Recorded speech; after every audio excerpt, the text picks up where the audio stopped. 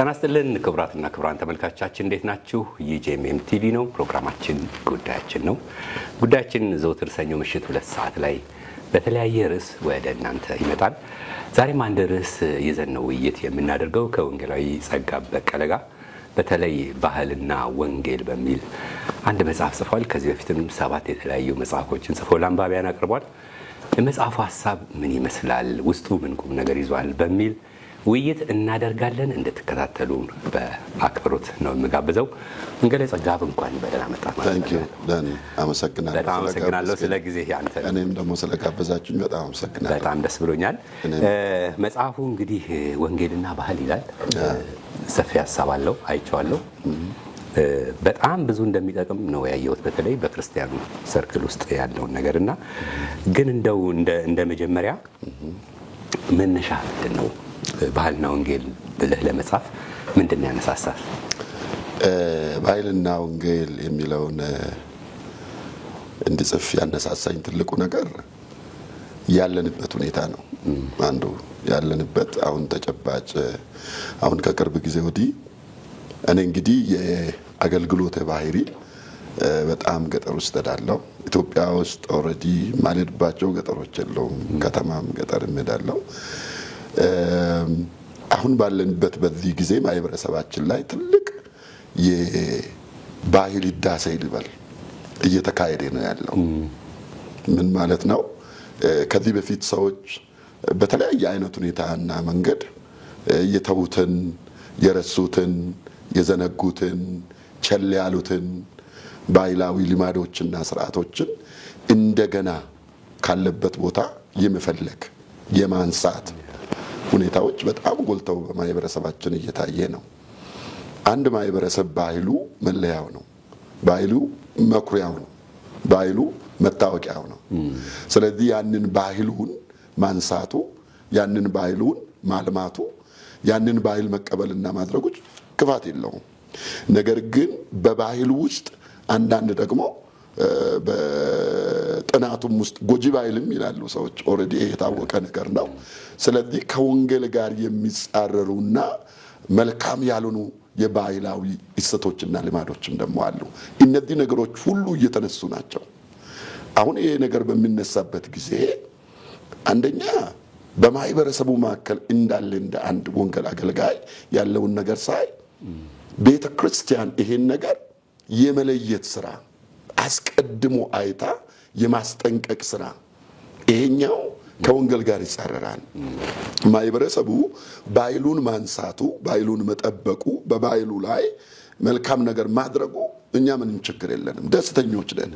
ነገር ግን እኛ የምንኖረው ከባህላችንም በላይ ከፈቃዳችንም በላይ ከሐሳባችንም በላይ የምንኖርለትና የምንኖርበት የእግዚአብሔር ዘላለማዊ የሆነ ቃል አለን። መመሪያችን እሱ ነው። ስለዚህ ይሄን እውነት የሚንድብን፣ ይሄን እውነት የሚሸፍንብን ባህላዊ ልማዶችን ማሳየት ነበረብን። ይሄ ነገር አልተደረገም። ከዚህ የተነሳ የመጀመሪያው የቤተ ክርስቲያን ዝምታ አንዱ ነው ይሄን መጽሐፍ እንድጽፍ ያደረገኝ። ምንም አይነት ድምፅ አይሰማም። ህዝብን የማስጠንቀቅ እኛ የሆነ ደሴት ሰርተን እየኖርን አይደለም። ክርስቲያኖች ከማህበረሰቡ ጋር ነው ብንኖረው። ስለዚህ እየተነሳ ያለው ባህል እኔን አይነካኝም የምንልበት ዝናብ ውስጥ እየሄድን ዝናቡ አያበሰብሰኝም ወይንም አይነካኝም እንደሚል አይነት ሰው እኛ ማህበረሰብ ውስጥ ነው ብለን የምናድረው። እየተነሳ ያለው ነገር እኛንም ይነካናል፣ አመለካከታችንን ይነካል፣ ልጆቻችንን ይነካል፣ አገልግሎታችንን ይነካል፣ ህይወታችንን ይነካል፣ በጥሩም በመጥፎም። ስለዚህ ቤተ ክርስቲያን ይሄን ነገር ምንም አይነት መንገድ እንደሚገባ ጸጥታ መስፈኑ አንደኛ። ሁለተኛ ደረጃ ደግሞ ሰዎች ከዚህ ጸጥታ የተነሳ ትልቅ ግራ መጋባት ውስጥ መግባታቸው።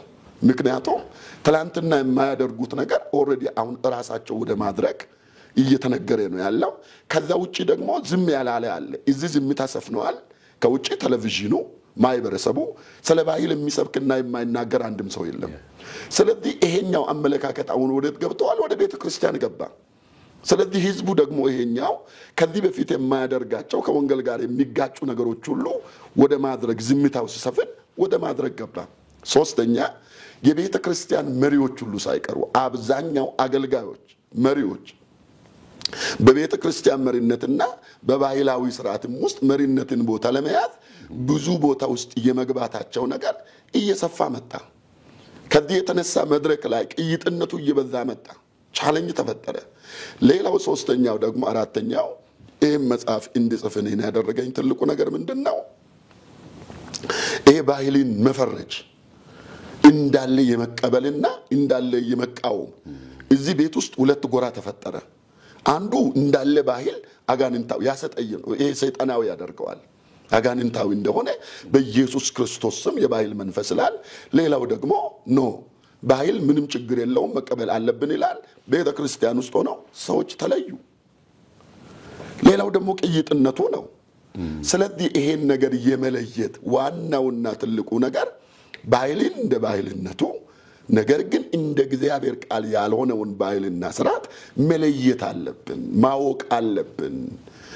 ተቃውሟችን በስሜት ላይ ሳይሆን በምክንያትና በእውቀት ላይ መመስረት አለበት። ይሄ ሸክም ነው ይሄን መጽሐፍ እንድጽፍ ያደረገኝ። በተለይ እንግዲህ ልጽፍ ስታስብ ምናልባት ስጋት አልነበረህም ወይ? ምክንያቱም ባህልን ስታነሳ ፖለቲካውንም ብሔርንም መንካት ስለማይቀርና አሳሳቢ አልነበረም? በመሰረቱ ቅድም እንዳልከው ይሄ 8ኛ መጽሐፌ ነው። ከስምንቱ መጽሐፌ በጣም ለመጽሐፍ የተንገራገርኩ በጣም ይሄ ነገር መጀመሪያ እንደ ሸክም ወደኔ መጣ። በጣም አሳሰበኝ። ብዙ ጊዜ ጸለይኩ። ቤተ ክርስቲያን ያለችበት ነገር እንደማንኛውም ሰው በጣም ውስጤን አሳዘነው። ፋይናሊ ምንድነው ወደ ውስጤ የመጣው? ምንድነው እኔ ማድረግ ያለብኝ? አሁን በዚህ ማህበረሰብ ውስጥ አገለግላለሁ። ከዚህ ማህበረሰብ ተገኝቻለሁ። ለባህል ትልቅ አክብሮትና ፍቅር አለኝ። ኦኬ በሴም ታይም ደግሞ ሰማያዊ ማንነት አለኝ። ዘላለማዊ ወንጌል እሰብካለሁ። ከባህል ያለፈ፣ ከመንግስት ያለፈ፣ ከዚህ ስርዓት ያለፈ፣ ከዚህ ዓለም ያለፈ ዘላለማዊ የሆነ የእግዚአብሔርን ሐሳብ በምድር ላይ እሰብካለሁ። ስለዚህ ይሄ ነገር ሲቀየጥ እንዴት አድርጌ ዝም ብላለሁ የሚለው ነገር በጣም ቻሌንጅ ካደረገኝ በኋላ አሁን ይሄ እግዚአብሔር ይሄን ነገር ወደ ውስጥ ሞላው እና እንድጽፍ የሚለው ነገር እንደ በቃ ባርደኑ በጣም እያደገ ሲመጣ ፍርሃቱ መጣ እና እንዴት እኔ ሰው ሁሉ ዝም ያለውን አንተ ራሴ አሁን ሀገር ሁሉ ዝም ብሎ አንተ ብትናገር እኔ የተለየ እውቀት የለኝም፣ የተለየ መረዳት፣ የተለየ ጥናት፣ የተለየ ምናምን እንደዛ አለኝ ብዬ አላስብም። ግን ምንድነው ግን ባለኝ ደረጃ ማየት የሚችለው ማድረግ የሚችለው የሚለውን ነገር አሰብኩ። ከጸለይኩበት በኋላ አንደኛው ፍርሃቱ ነበረኝ። ከፍርሃቱ ግን ነፃ እንዲወጣ ያደረገኝ በውስጤ ያለው መነሻ ሐሳቤ ነው። እኔ ባህልንም ለመክሰስ አይደለም መጽሐፉን የጻፍኩት፣ ለመኮነን አይደለም። ባህል ድሮም ነበረ ኢየሱስ በነበረበት ዘመን፣ አሁንም አለ፣ እኛም ከሄድን በኋላ ይኖራል። ኦልሬዲ ሌላ ዘላለማዊ የሆነ ስርዓት ውስጥ እንገባለን ለዘላለም ከእግዚአብሔር ጋር። ኦኬ ስለዚህ ግን ምንድነው አሁን እኔ ነፃ ያወጣኝ? ማሳወቅ መጀመሪያ የሚችለውን ያህል ማወቅ አለብኝ የሚለው ጊዜ ወሰድኩ፣ አጠናው። እግዚአብሔርም ረዳኝ፣ አእምሮዬን ከፈተ፣ ልቤን አዘጋጀ። ብዙ መጽሐፎችን ብዙ ሐሳቦችን ማገላበጥ ጀመርኩ። ያለውን ነገር እውነት እስከሆነ ድረስ መጽሐፍ ቅዱሳዊ እስከሆነ ድረስ የማወራው ነገር ለዚህ ነገር ማንኛውን ሪስክ መውሰድ አለብኝ። አልፈራውም አልልም፣ ፍርሃትን ግን አሸንፌ ጽፌያለሁ። ውጤቱ ነው። በጣም ማመሰግነው ወንጌላዊ። በተለይ አንድ ሰው ይሄን መጽሐፍ አንብቦ መጨረሻ ላይ ምን እንዲረዳልህ ነው የልብህ ምኞት? የልብህ ምኞት አንደኛ የባህልን አስፈላጊነት። ባህል አስፈላጊ ነው። አብረን እያወራን ያለነው የባህል አካል በሆነ በቋንቋ ነው። ስለዚህ የባህል አስፈላጊነት ሰዎች እንዲረዱ ትፈልጋለሁ። ሁለተኛ ደረጃ ደግሞ ባህል በሰው ለሰው የተፈጠረ ስርዓት ነው።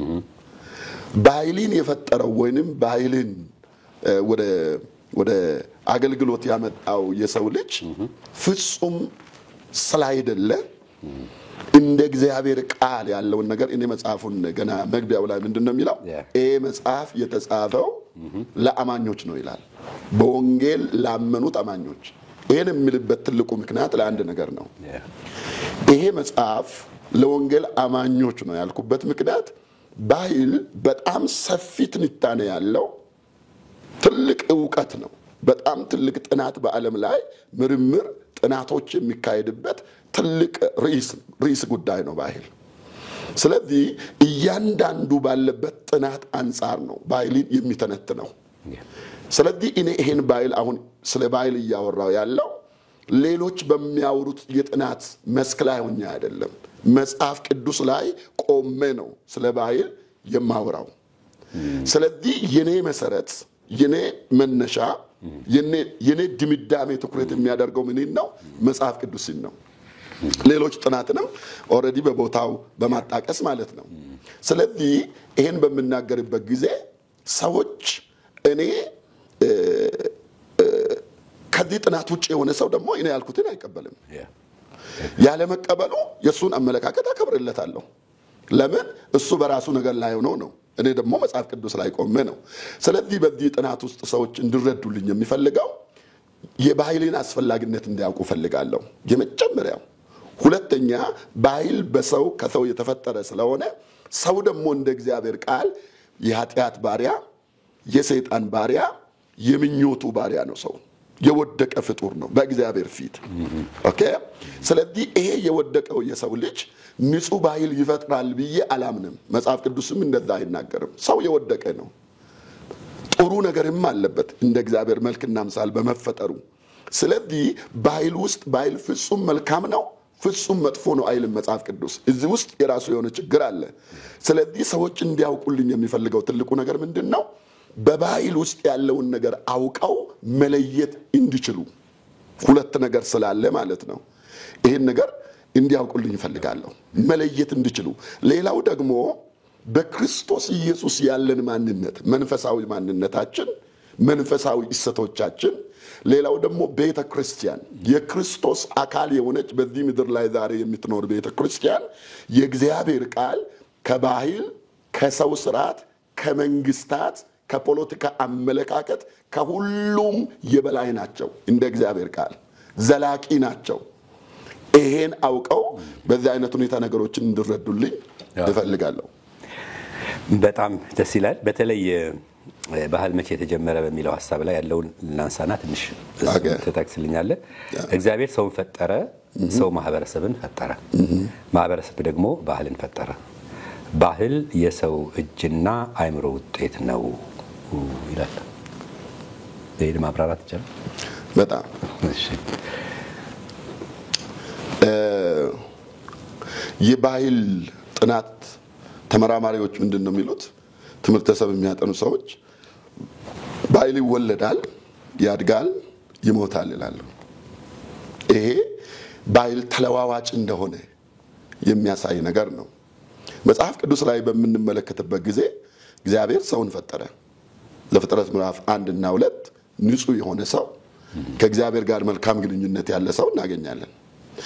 ይሄ ንጹህ የሆነ ሰው ምዕራፍ 3 ላይ በኃጢአት ወደቀ። የሶስት ነገር ባሪያ ሆነ። ቅድምም ተናግሬያለሁ። የገዛ ምኞቱ ባሪያ ሆነ። ሁለተኛ የፈታኙ የሰይጣን ባሪያ ሆነ። ሶስተኛ የኃጢአት ባሪያ ሆነ የሰው ልጅ። ስለዚህ አሁን ምን ሆነ? ይሄ ሰው በምድር ላይ እየበዛ መጣ። እየበዛ በሚመጣበት ጊዜ ምን መሆን ጀመረ? የራሱን ማህበረሰብ መሆን ጀመረ። ማህበረሰብ ሲሆን የራሱን ባህል መፍጠር ጀመረ። አዳምና ሔዋን ነበሩ። ከዛ በኋላ 2 ልጆች ነበራቸው። አንዱን ገደለ። ቃየል አቤልን ገደለ። ከዛ በኋላ ምዕራፍ 4 ላይ ዘፍጥረት ላይ ቃየልም ከእግዚአብሔር ዘንድ አቤልም ከእግዚአብሔር ቃየልም ከእግዚአብሔር ፊት ወጣ፣ ከተማንም ሰራ ይላል። እርሻን፣ ማህበረሰብን፣ ኢንዱስትሪን፣ መንግስትን፣ ስርዓቶችን፣ ሌላ ቀርቶ ሃይማኖትን። ግን አንድ ነገር ነው ያለው። በኃጢአት ወድቀዋል ቤተሰቦቹ። ኦልሬዲ ኃጢአት ውስጥ ናቸው። እዚህ ጋር ደግሞ ስንመለከት ምንድን ነው? እሱ ራሱ ነፍሰ ገዳይ ነው። ግን አልፎ ማህበረሰብ ተፈጠረ። ይሄ ማህበረሰብ ኦልሬዲ ባህልን ፈጠረ። ባህሉ ደግሞ እሱን መፍጠር ጀመረ። እሱ የሰራው ለምሳሌ ባህል ሰውን ይፈጥራል ማለት ምን ማለት ነው? የሆነ እግዚአብሔር ሰውን እንደፈጠረ ይፈጥራል ማለት አይደለም። አመለካከት ማለት ነው። ባህል ውስጥ በምንሆንበት ጊዜ በባህላችን እንደዚህ አይደረግም፣ በባህላችን እንደዚህ አይባልም፣ በባህላችን ይሄ አይበላም፣ በባህላችን ይሄ አይለበስም፣ በባህላችን በዚህ ቀን እንደዚህ አይኮንም። ምን ማለት ነው? ይሄ ባህሉ እየሰራን ነው ስሪታችንን አመለካከታችን የዘዳዜ። ስለዚህ ባህል ሁለት ነገር ነው እዛ ላይ ያለው። ባህል የሰው እጅና የሰው አእምሮ ውጤት ነው። ሰው ነው ባህልን የሚሰራው፣ ሰው ነው። ባህል መለኮታዊ አይደለም። ኦኬ፣ ባህል ከሰማይ የተሰጠን ስጦታ አይደለም። ከሰማይ የወረደ እግዚአብሔር የፈጠረው ሰማያዊ የሆነ እግዚአብሔር የፈጠረው ሰውን ነው። ይሄ ሰው ነው ባህልን የፈጠረውና በዛ አይነት ሁኔታ ያለውን ነገር ማየት እንችላለን። በጣም ጥሩ። በተለይ ባህልና ወንጌል ወይም መለያየቱን የገለጽክበት መንገድ ተስማምቶኛል።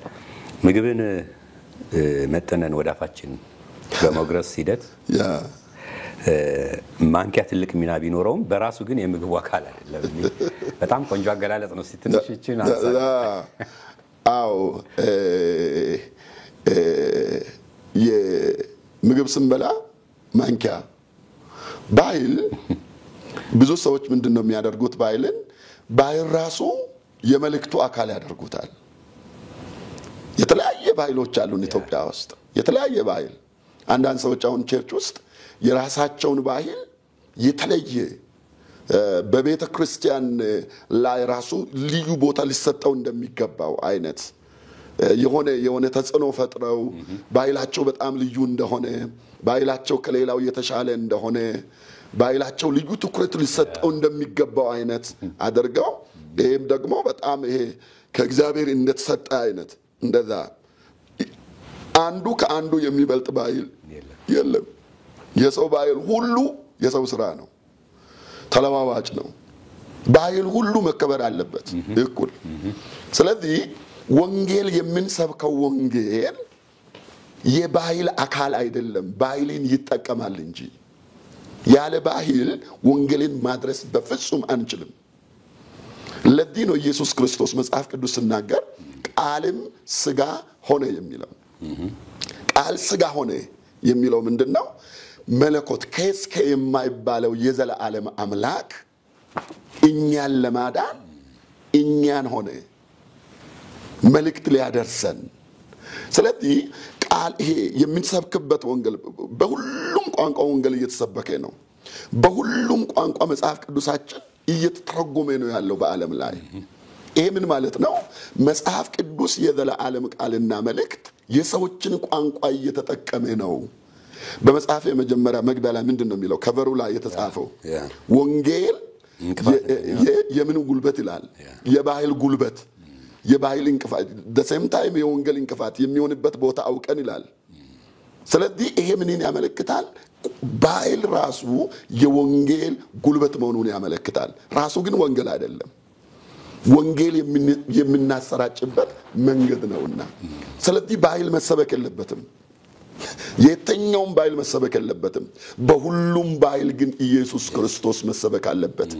ከዚህ የተነሳ ማንኪያ የምግብ አካል እንዳልሆነ ሁሉ ቋንቋን፣ ባህልን፣ ወንጌልን የሚሰብክበት ቋንቋ ሁሉ የመልእክቱ የወንጌል አካል ነው ማለት አንችልም።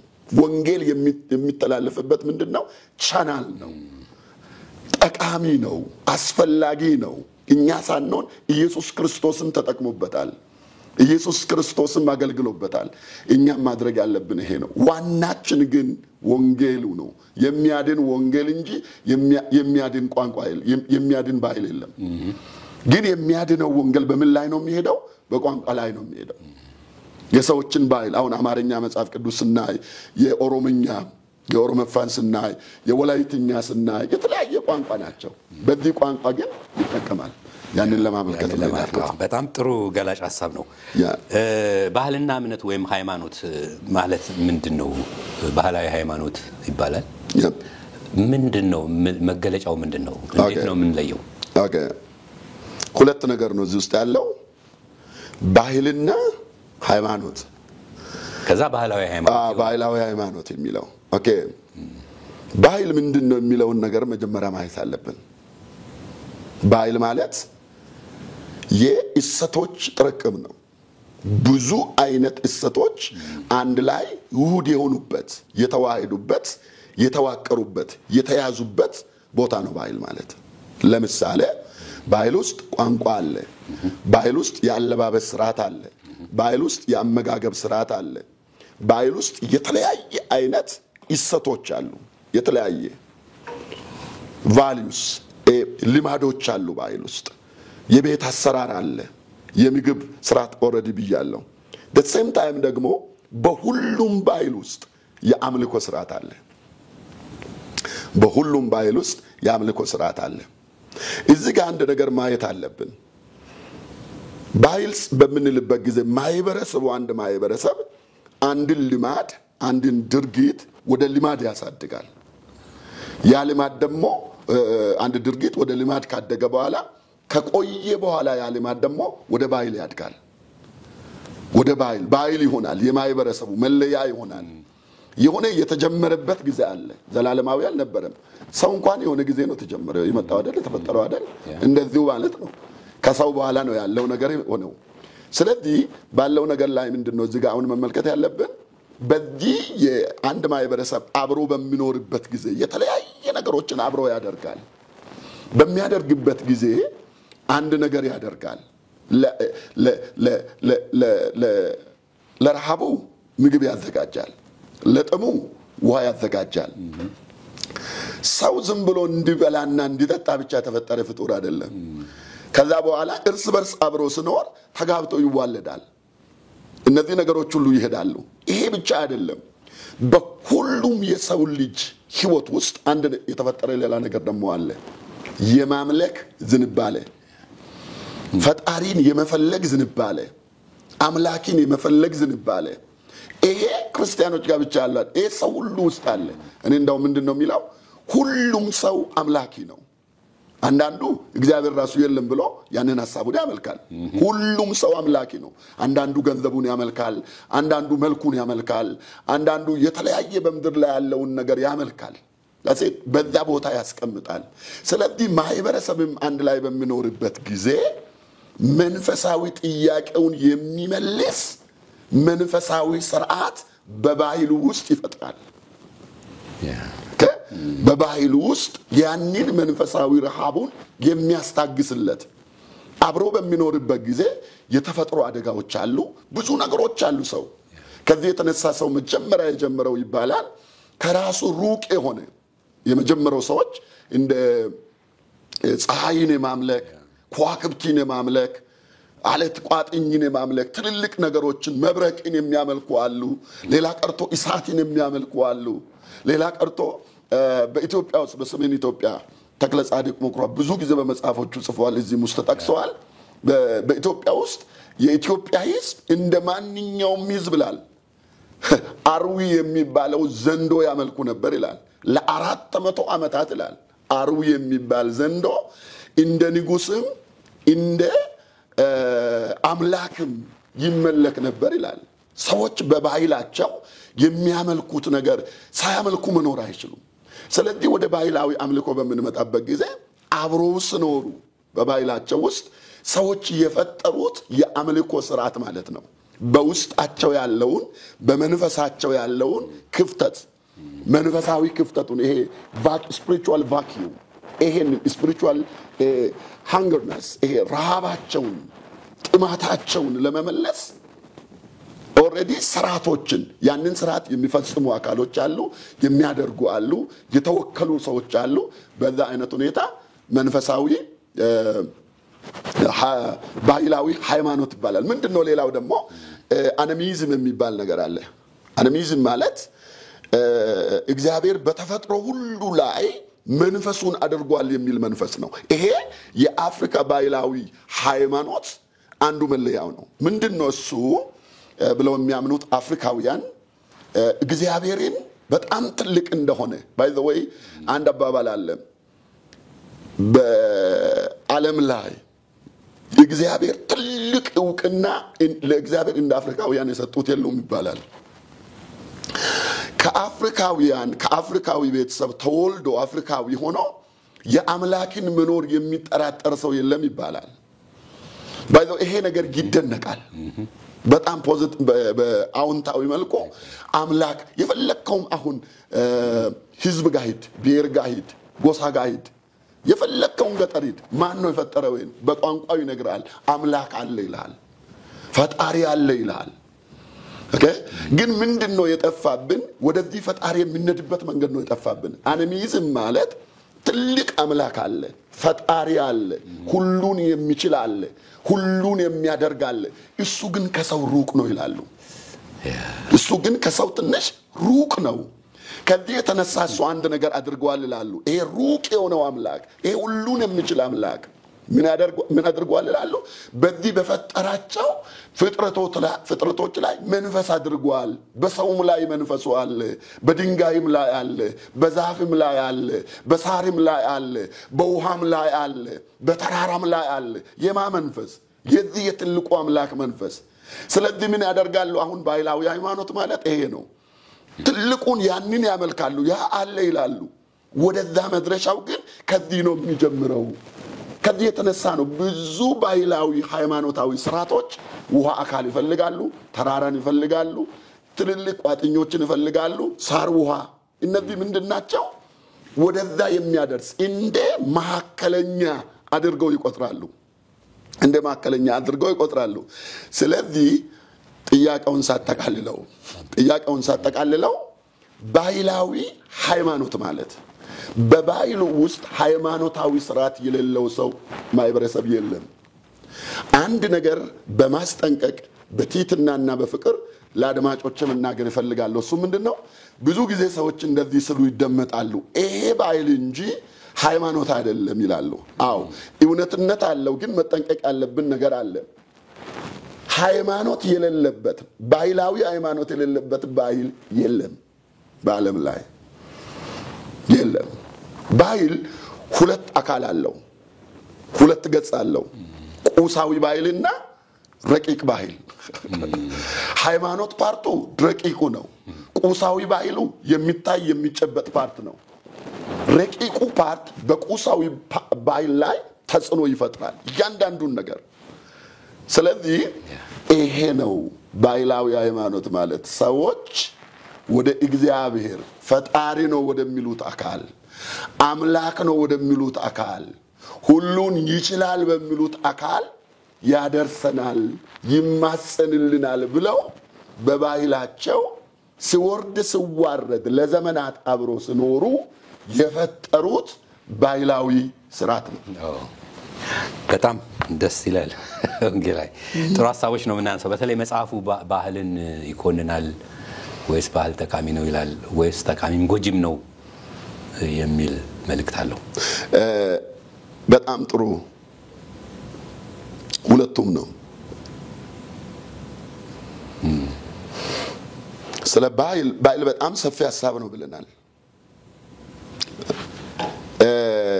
አንዳንድ ሰዎች ባህል ጠቃሚ አይደለም፣ ክፉ ነው ማለት አንችልም፣ ባህል ነው የሚሉም አሉ። ግን ኦልሬዲ ጥናት ላይ እኮ በገሃዱ ዓለም ራሱ አሁን ለምሳሌ 5 የጤና ምሁራን ያጠኑት ጥናት እዚህ ውስጥ ጠቅሻለሁ። በኢትዮጵያ ውስጥ 140 ጎጂ ባህላዊ ልማዶች ይደረጋሉ ይላል። በኢትዮጵያ ውስጥ ያ ብቻ አይልም። ያ ጥናት 80% ኢትዮጵያውያን የዚህ ጎጂ ባህል ልማድ ተጠቂዎች ናቸው ይላል፣ በግልጽም በስውርም። ስለዚህ በጥናቱ መሰረት ራሱ የሚነድ ከሆነ ኖርማሊ harmful cultural practice ይባላል። ይሄ ማለት ጎጂ ነው፣ ባህላዊ ጎጂ ባህል ከጥንት ጀምሮ ሲባል ኦልሬዲ ይሄን እንሰማለን። ስለዚህ ጥናት ራሱ ጎጂ ያላቸው ለምሳሌ በህግም የሚያስጠይቁ፣ አሁን ለምሳሌ በጣም ለማስወገድ መንግስትም ብዙ ጥረት የሚያደርግ አንዳንድ ጊዜ የሴት ልጅ ግርዛት፣ ሰውነትን መተልተል፣ የተለያየ አይነት እንጥልም መቁረጥ፣ ያላቻ ጋብቻ፣ እነዚህ ሁሉ ኦልሬዲ ልማዶች ናቸው፣ ባህል አካል ናቸው። ያ ብቻ አይደለም። በአንዳንድ አካባቢዎች ልጅ ነው ለምሳሌ የመንጊ ባህል ተብሎ የላኛው ደቡብ አካባቢ የላኛው ጥርስ አስቀድሞ ልጅ ካበቀለ መልካም ገድ አይደለም ተብሎ ልጅ ይገደላል። እንደዛ አይነት ባይል ነበር። አሁን ኦሬዲ ባለው ነገር ላይ ብዙ ትምህርት ምን እየተደረገ ይሄ ሁሉ የባይል አካል ነው። ሌላው ደግሞ እየቀነሰ እየጠፋ የመጣ ነው። ሰዎች ሰውን በመግደል ጀግና የሚባሉበት ባይላው አካል ነው። ሰውን ያልገደለ ራሱ ሌላውን ሄዶ ያልገደለ ሰው ራሱ አሁን ለምሳሌ አንዳንድ ቦታ ወንዶች አንድ ላይ ሲሆኑ ባለመግደሉ ይተቻል። ኦሬዲ ሌላው ሲገባ እሱ ወንበር ሁሉ ለቆለት ዳር ይዛል ለገዳዩ አደቆ እሱ ሰው ገለዋል ምናምን ይባላል። ግልጽ ነው። ስለዚህ ሌላው ደግሞ እንደ ጎጂ ባህል ከመጽሐፍ ቅዱስ ጋር በጣም ከሚጻረሩ ሚስት አንዱ የሌላ መጽሐፍ ቅዱስም ውስጥ አለ። ግን መጽሐፍ ቅዱስ ኦሬዲ ባለው አዲስ ኪዳን ላይ ያለውን ነገር በጣም ይተቸዋል። የወንድምን ሚስት ሌላው ደግሞ ብዙ ሚስቶችን ማግባት እነዚህ ሁሉ ስንመለከት በባህል ውስጥ ጎጂ የሆኑ ባህሎች እንዳለው እንመለከታለን። ሌላው ደግሞ ባህል በጣም መልካም ነው።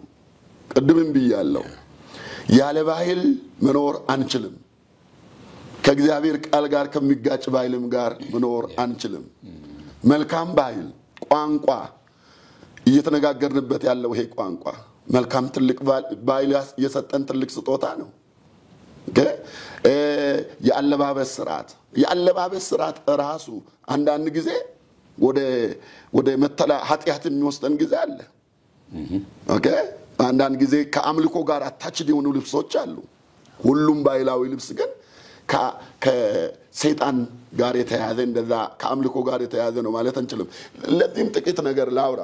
አንዳንድ ጊዜ በጣም ኢትዮጵያ ውስጥ በጣም ጥያቄ የሚፈጥርብኝ ነገር አለ። የተለመዱ ባህል ልብሶች አሉ። አንዳንድ እሱን ስትለብስ እንደ ቅዱስ ግን የብሔረሰብ ባህል በዓል አንዳንድ ጊዜ ስታይ ሰዎች ወዲያው ከሌላ አምልኮ ጋር አታች ማድረግ ይሄ በጣም ትልቅ ስህተት ነው። የተገለጠ በዛ ብሔረሰብ ውስጥ ጥናት ተደርጎ ቤተክርስቲያን ወይንም ቅዱሳን ይሄ ልብስ ከዚህ አምልኮ ጋር የተያያዘ ነው።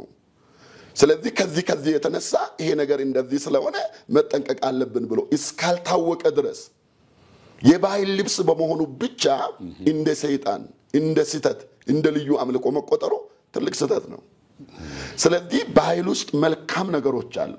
አብሮ የመረዳዳት ባህል፣ የመጠያየቅ ባህል፣ አብሮ የመስራት ባህል፣ በሰፈር ላይ ጥሩ ያልሆነውን በማህበረሰቡ ላይ የሚጎዳ የተለየ ነገር የሚያደርገውን የመቅጣት ባህል፣ ተፈጥሮን የመጠበቅ ባህል።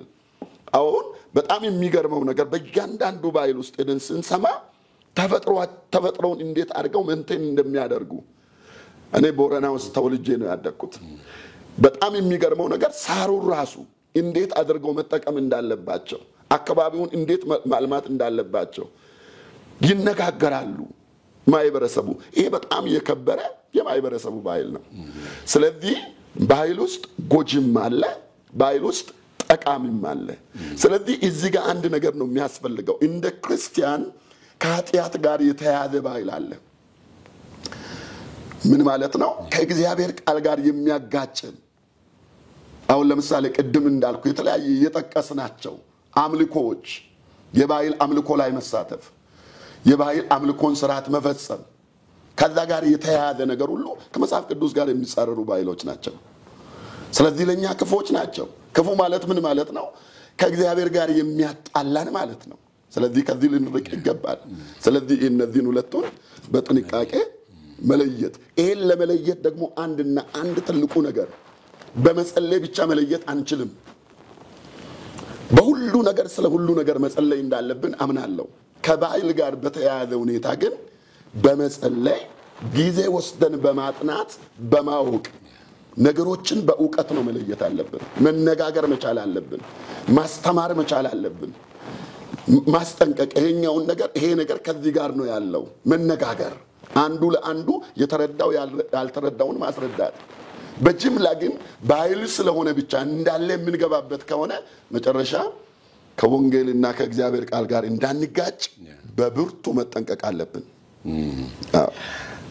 ባህል ለወንጌል ምንድነው የጠቀመው ወይም ምን ይጠቅማል ብለን ማንሳት እንችላለን?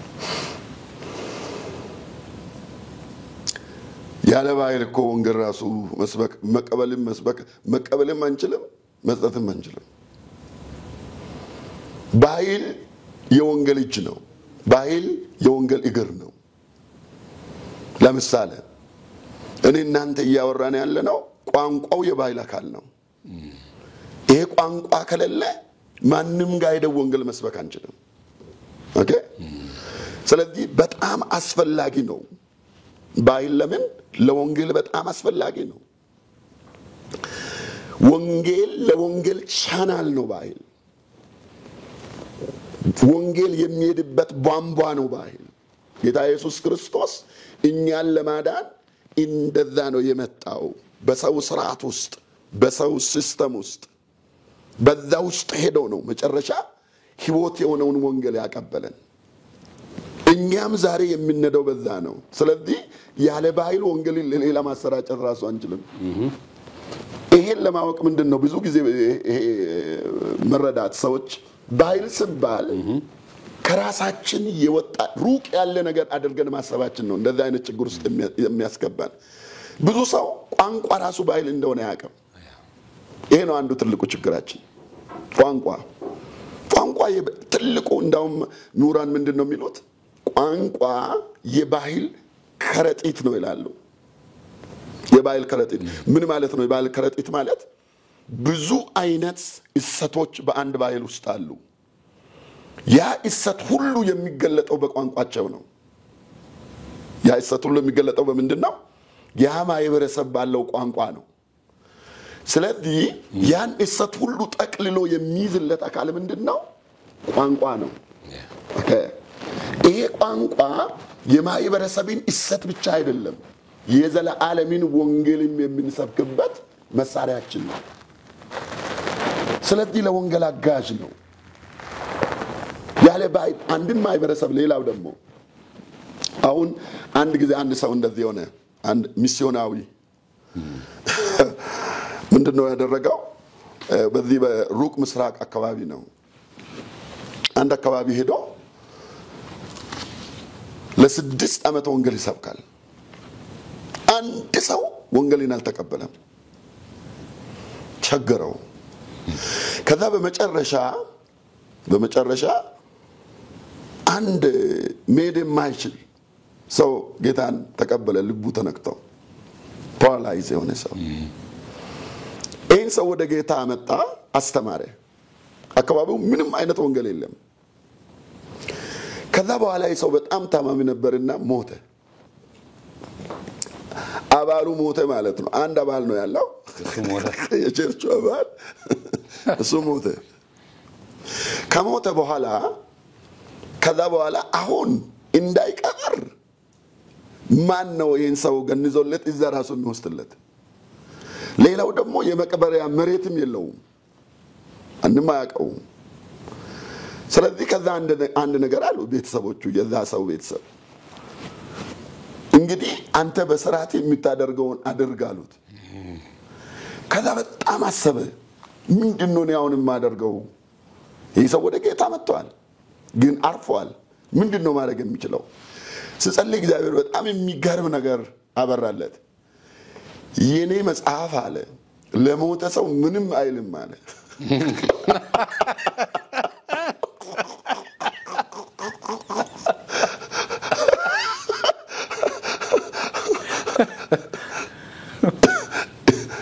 እኔ ሞተ ሰው እንዲም አድርግ አላለኝም አለ።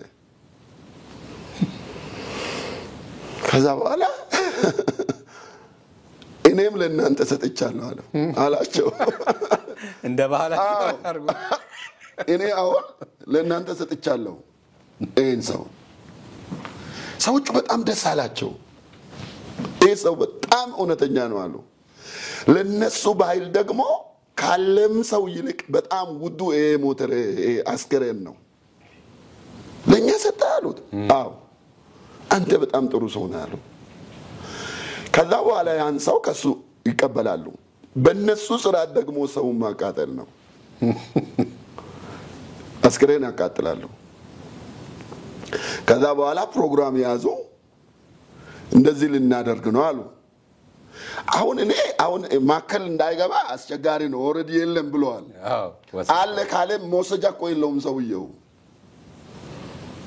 መቅበራም የለውም መውሰጃም የለውም። ግን እርግጠኛ ነው በጣም ይጸልያል ሰው ባለው ነገር ላይ። ከዛ በኋላ ሰዎቹ ከሰጠልም ብለው ስርዓቱን ይፈጽሙለታል። በራሳቸው ባህል ምንድነው እሱ ያቃጥላሉ። ካቃጠሉ በኋላ በጣም ደስ አላቸው። አንተን አሁን እንሰማለን አሉ። በሱ ምትክ እኛ ላንተ እንሆናለን አሉ። ለምን?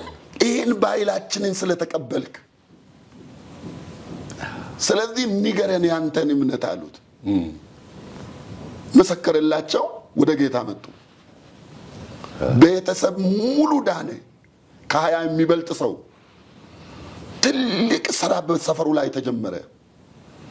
ከዛ በኋላ እነዚህን ሰዎች አስተማራቸውና ማጥመቅ ፈለገ። ለማጥመቅ ሲፈልግ ደግሞ ሌላ ፈተና መጣ። ያንተ ልጅና ያንተ ሚስት ካልሆኑ በስተቀር በሴት ላይ ሌላ ሰው እጅ መጫን አይችልም ባይላቸው ነው። ስለዚህ ሰዎቹ ደግሞ በጌታም ቢሆኑ ገና አለቀቃቸው። ምንድነው ማደርገው ይሄን ነገር አለ። ጸልይና እንደዚህ አለ። መጀመሪያ አባታቸውን አጠመቀ። ከዛ በኋላ እኔ እንደማደርገው አድርጋለ። እሱን ኦሬዲ ቆመዋል። ከዛ በኋላ ደግሞ ያላቸውን ሁሉ ሰጡት። አሁን አንተ የተለየ ሰው ነው አሉት። ምንድነው ይሄን አሁን በምንመለከትበት ጊዜ ወንጌል እንዴት በባህል ውስጥ እና ሁለት ጽንፍ ባህልን እንዳለ የመጥላት አባዜ ባህልን እንዳለ የመቀበል ሳይሆን ሚዛናዊ ሆነን በእግዚአብሔር ቃልና በእግዚአብሔር መንፈስ ተመርተን የምናደርገው ነገር ትልቅ ስራ እንሰራለን። ባህል የወንጌል ጉልበት ነው። ባህል የወንጌል መንገድ ነው። ባህል መጽሐፍ ቅዱስ ኢየሱስ ክርስቶስ የመጣበት መንገድ ነው። የተኛው ባህል ከወንጌል ጋር የማይጻረር ባህል፣ ከቃሉ ጋር የማይጻረር ባህል። ስለዚህ መለየት አለብን። እና ከዛ በኋላ የሚገርመኝ እዛ አካባቢ ትልቅ ሪቫይቫል ሆነ። አሁን አካባቢው ሀገር ሁሉ የክርስቲያን ሀገር ነው። ግን ወንጌል የገባበት መስመሩ በዛ ነው። እኛም ሀገር የሆነው እንደዛ ነው። ባይዘው መሳት የለብንም። ሚስዮናውያን ዛሬ አሁን እኛ መንገድ ላይ ከተማ አካባቢ እንደምና ኢየሱስ ጌታ ነው፣ ኢየሱስ ያድናል፣ ኢየሱስን ተቀበሉ፣ ኢየሱስን እንደዚህ በመስበክ አይደለም ወንጌላውያን ሚስዮናውያን ወደ ጌታ ያመጡት ህዝባችንን። ታች ወርደው መጀመሪያ ወደ ህዝቡ ሳይወርዱ ቁጭ ብለው ባህሉን ተምረው፣ ለምን በዚህ ባህል ውስጥ አልፈው ነው አይሄን ነገር የሚሰጡት፣ ወንጌልን የሚሰጡት። ቋንቋውን ተምረው የሚበላውን የሚጠጣውን የሚያድርበትን እነዚህን ነገሮች ሁሉ ከተቀበሉ በኋላ ፋይናሊ በቋንቋቸው ወንጌልን ለህዝቡ ሰጡ። ከዛ በኋላ ነው ሰው ወደ ጌታ የመጣው። ስለዚህ ባህል የወንጌል መንገድ ነው። ከቃሉ ጋር የማይጻረር የማይጋጭ የማይጋፋ ባህልን እንዋጃለን፣ እንወዳለን፣ እናከብራለን፣ እንጠቀምበታለን፣ እናገለግልበታለን። ደግሞ ከባህል ጋር የሚጻረሩ ከእግዚአብሔር ሐሳብ ጋር የሚጣሉ ከእግዚአብሔር ጋር የሚጋፋ ከእግዚአብሔር ቃል ከወንጌል ጋር የማይሄደውን ባህል ከራሳችን እናርቃለን። መለየት ያስፈልጋናል። በጣም ጥሩ ሐሳብ ነው የምናነሳው። ወንጌላዊ በተለይ ከቅርብ ጊዜ ወዲህ የሚታየው ከተማ ውስጥም ወደ ገጠርም ሊሆን ይችላል እንደዚህ ባህላዊ ሃይማኖቶች ላይ ክርስቲያኖች መሳተፋቸው መገኘታቸው የዛ አካል መሆናቸው አሁን በጣም እየተለመደ ነው። ለምሳሌ በሬቻ ላይ ማንሳት እንችላለን። እዛ ላይ የሚገኙ የሚዘምሩ አሉ፣ የሚሰብኩ አሉ፣ ለዚህ እንጠቀምበታለን የሚል ሊሆን ይችላል። በቅርብ ደግሞ አባገዳዎች መግለጫ ሰጥተዋል። የትኛውም ሃይማኖት እዛ ቦታ ላይ መጥቶ መስበክም መዘመርም እንደማይችል። እነዚህ ነገሮች እየተጋጩ ይመስለኛል እና ምንድነው ዋና ምክንያቱ? የዚህ ነገር ትልቁ ችግር እኔ በአሉ ጋር ሳይሆን እኛ ጋር ነው ያለው ችግሩ። አማኞቹ ጋር ነው ያለው ችግሩ። አማኞች የሆን ብዙ ጊዜ ችግራችን ምንድነው? ቁጭ ብለን ነገሮችን በጥልቀት የማየት የመመልከት ቅድም አሁን ያልከው እሬቻ ለብዙ ዘመን በተለይ የኦሮሞ ማህበረሰብ ትልቅ ህዝብ ነው በባህሉ ሲያከብር ለብዙ ሺህ ዓመታት የቆየ ስርዓቱ ነው ከወንጌል በፊት ወንጌል እዚህ ምድር ሳይሰበክ ሳይነገር ያደርጉ ነበር የራሳቸው ስርዓት ነው ማን እንደሚፈጽም የት እንደሚፈጸም እንዴት እንደሚፈጸም የራሱ ነገር ያለው ፉል ፓኬጅ ያለው የራሳቸው ስርዓት ነው ግን እኛ በተለይ ክርስቲያኖች ባለው ነገር ላይ ምንድነው ይሄ ነገር ከኛ ጋር ያለው ምንድነው የሚደረገው እዚህ ውስጥ ሌላው ደግሞ ሁለተኛው ሳልናገር ማለፍ የማልፈልገው ነገር ይሄ አሁን ይሄ የእሬቻው ኬስ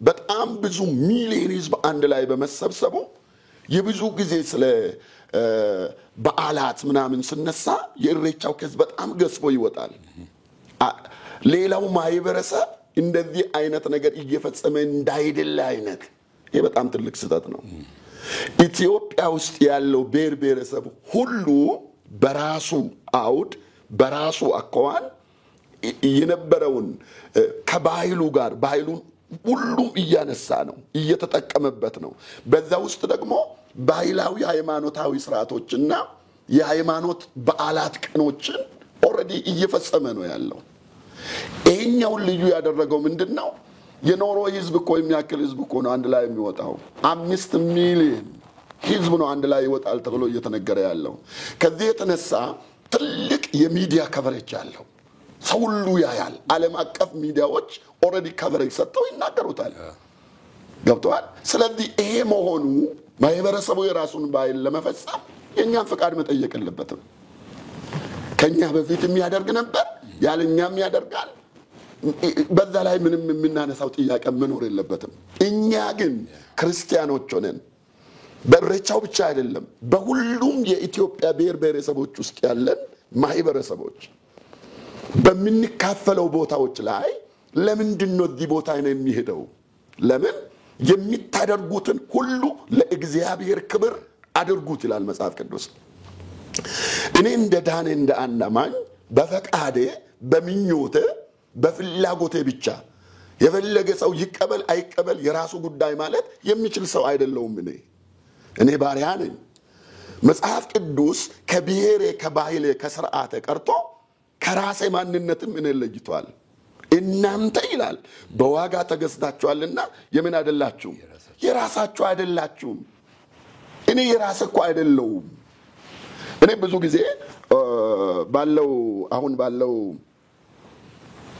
ሁኔታ በመንመለከትበት ጊዜ በጣም ያሳቅቀኛል የኔን ባህል የኔን ስርዓት የማይቀበል ክርስትና በአፍንጫዬ ይውጣ ምናምን ብለው ሰዎች ሲናገሩ ሰማለሁ እነዚህ ሰዎች ክርስቲያኖች ናቸው ወይ እኔ ክርስቲያኖች ናቸው እያላስብም ክርስቲያን እንደዚህ የማለት አቅም ራሱ የለውም ነው ለምን በዋጋ ስለተገዛ ለምን የራሱ ስላልሆነ ለምን ለራሱ የሚጠቅመውን ብቻ የማያደርግ ስለሆነ ለምን የኢየሱስ ክርስቶስ ተከታይ ስለሆነ ለምን ከፈቃዱ ከሚኞቱ ከደስታው ከሌሎች ሐሳብ በፊት የእግዚአብሔርን ሐሳብ ስለሚያስቀድም በዛ ውስጥ ነው ራስን ማየት ያለብኝ ስለዚህ ይሄን በመንመለከትበት ጊዜ እኛንን ወደነሱ የሄድነው እንጂ እነሱ ወደኛ አልመጡም ስለዚህ እኛ ስንሄድ ምን አይተን ነው የሄድነው ምንድነው እዚህ ውስጥ የሚደረገው by the way ምንድነው የሚደረገው ምንድነው የማይደረገው ከእግዚአብሔር ጋር አታችድ የሆነ ከመንፈሳዊ ነገር ጋር መንፈሳዊ ነገራችንን የሚጎዳ ከባህላዊ ሃይማኖት ጋር አታችድ የሆነ ምንድነው እዛ ውስጥ ያለ ምንድነው የሚሆነው ብዙ ሰው ሊነግር አይችልም ብዙ ሰው የሚያየው የትኛው ነው በዛ ቀን ተመሳሳይ ልብስ መልበሱን ብዙ ሰዎች መውጣታቸውን የተለያየ ሰልፍ የተለያየ አይነት ፎቶ መነሳቱን ደስ ይላል ባይዘው ማህበረሰቡ በአንድነት ያለውን ነገር መካፈሉ በጣም ደስ የሚል ነገር ነው ብዙ ሰዎች ይሄን ስሜታዊ ደስታን ሼር መደራረግ እንጂ በዛ ውስጥ የሚደረገውንም ነገር በተለይ ክርስቲያኖች አያውቁትም በዚህ ላይ ሆነው አንዳንዶች ደግሞ የሚሉት ነገር አለ እኛ ይሄ የወንጌል በር ነው እንዴት ደን አንጠቀምም ከዚህ የተነሳ የራሱ ስርዓት ባለው የራሱ አስፈጻሚ ያለው የራሱ ማህበረሰቡ ድሮም እየሰራ እየተጠቀመ የቆየውን ባህል የራሳችንን ነገር ሄደን ካልፈጸምንበት የሚለው ነገር ይሄ ደግሞ ስህተት ነው። ወንጌል ስንሰብክ አሁን ለምሳሌ በመድረካችን ላይ መጥቶ ሰው ሌላ ሃይማኖት ሲሰበክ አንቀበልም። በመድረካችን ላይ የተሰበሰብነው እዚህ ስንሰበሰብ ለዓላማ ነው ተሰበሰብነው። እዚህ ስንሰበሰብ ስርዓት አለን። ማን እንደምናገር ማን እንደማይናገር ይታወቃል። ምን እንደምናገር ይታወቃል። ኦኬ ቅደም ተከተላለን። በዛ አይነት ስርዓት ነው የአምልኮ ስርዓታችንን ያለውን ነገር የምናካሂደው። በሌላውም አውድ እንደዚሁ ነው። ማን እንደሚያደርግ ይታወቃል። ስም እኮ ተሰጥቶታል በዓሉ። እኔ የአንድ ቦታ በዓል ብቻ እየተናገርኩ አይደለም። በሁሉም ኢትዮጵያ ውስጥ እየተደረገ ያለ ምን እንደሚደረግ በበዓል ውስጥ ይታወቃል። እኛ ግን በዚህ ውስጥ ሄደን ካልሰበክን የምንል ከሆነ መጨረሻ የወጣውን ነው። ኦሬዲ ያልከው ደብዳቤ የበዓሉ ዋናዎች ናቸው የጻፉት። እኔም አለኝ ያንን ኮፒው አለኝ። በጣም የማስጠንቀቂያ ቃል ነው ለሚመለከት ክፍል ሁሉ የሚለው ቦታ እንከባበር የሚል ነገር ነው ተቀመጠው። which is true ባለው ነገር ላይ እንዳይቀየጥ። ስለዚህ መጠየቅ አለብን፣ መነሳት አለብን። ምንድነው የሚደረገው የሚለውን ነገር ጠይቀን ስለዚህ እኛ ማህበረሰቡ የራሱን ባህላዊ ሰጥ የማድረጉ የመፈጸሙ እግዚአብሔርም ባይ ዘ ወይ አንተ የምታደርገውን ነገር በግድ አይከለክልም። ሕይወትና ሞትን በረከትና እርግማንን ከፊት ያስቀምጫለሁ። ምረጥ፣ የፈለከውን ምረጥ ነው ያለው። ህዝብ የፈለገውን ነገር መርጦ ማድረግ ይችላል። መጨረሻ ላይ የምናደርገው ግን ጠያቂ በሰማይ አለ። ሁሉም ሰው ያንን ማወቅ አለበት። ስለዚህ ባለው ነገር ላይ የሌላ መብታችን የኛ ነገር እንዲጠበቅ ከፈለገን የሌላውን መጠበቅ አለብን። እኔ በዚህ አይነት ሁኔታ ያለውን ነገር እንድንመለከት ጥንቃቄ ቢደረግ ጥሩ ነው ይላሉ ክርስቲያኖች።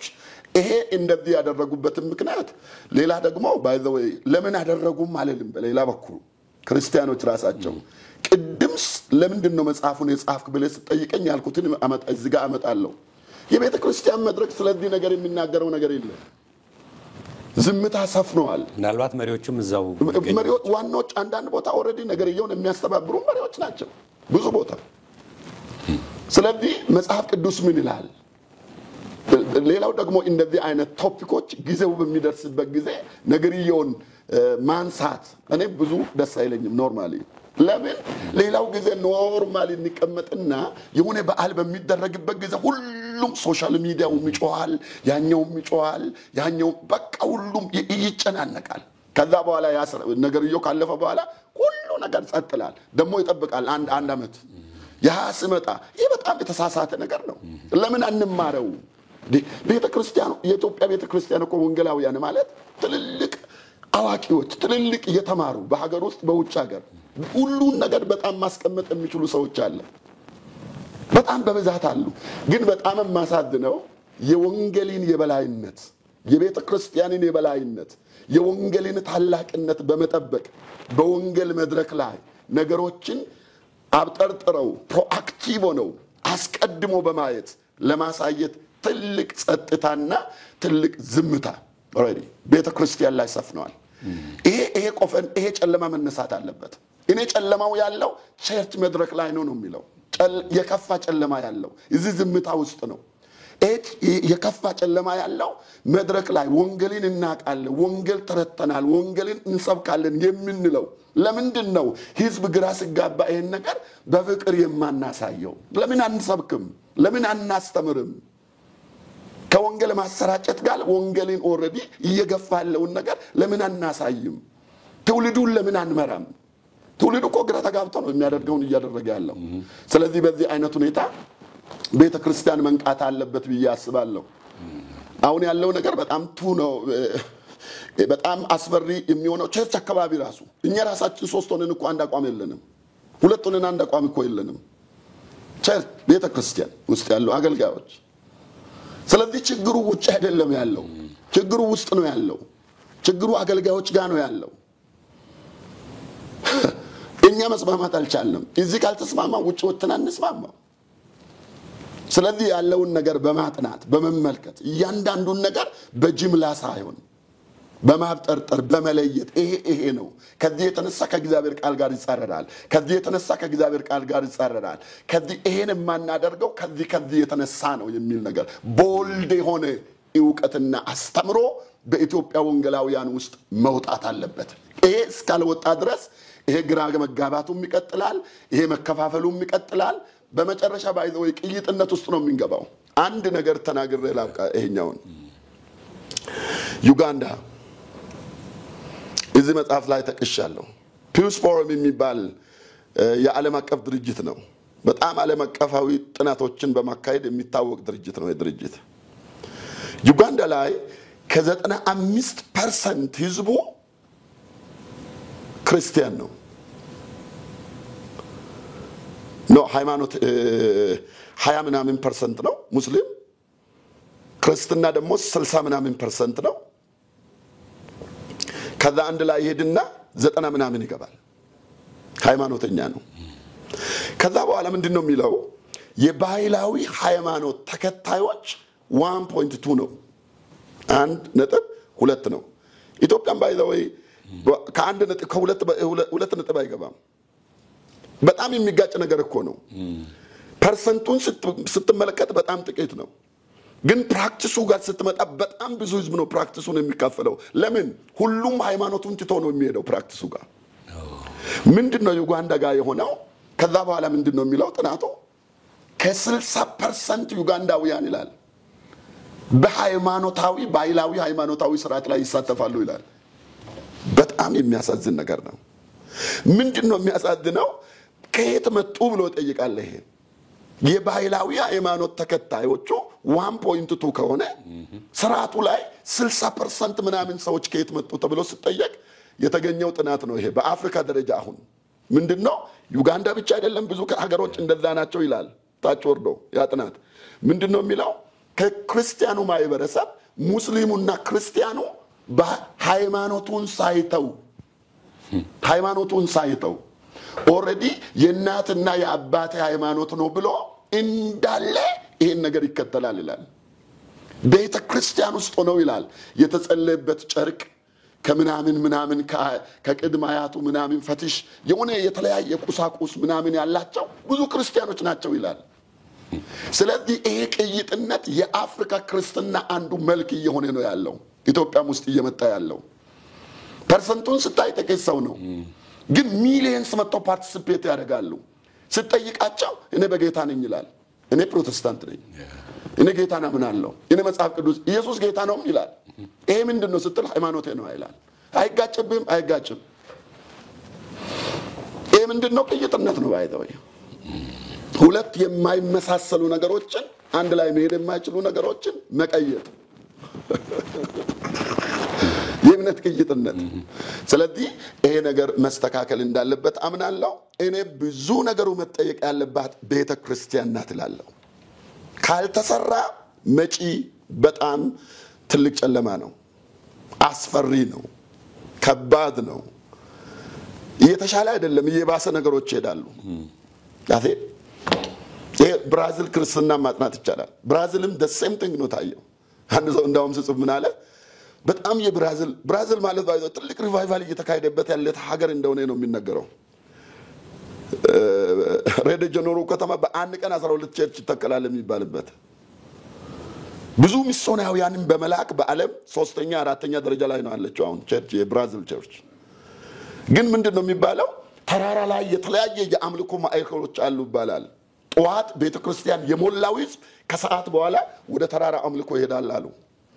ነገሩን ያጠና ሰውዬ ምንድነው ያለው? በጣም የሚገርመኝ ብራዚላውያን ይላል ሁሉን ነገር ማመናቸው ነው ይላል።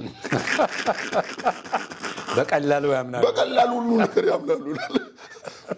እሱ አይደለም እኛም ጋር ተሰም ነው። በቃ ማንንም መናገር አትችልም። ሴት ትሸኘዋለህ፣ እያየ ስመጣ ትቀበለዋለህ። ይሄ ክርስትና አይደለም። ባይዘው የክርስትና መልክም አይደለም፣ የክርስትናም አካሄድ አይደለም። ቤተ ክርስቲያን ካልነቃች፣ ይሄን መጽሐፍ የጻፍኩት ከዚህ የተነሳ ነው።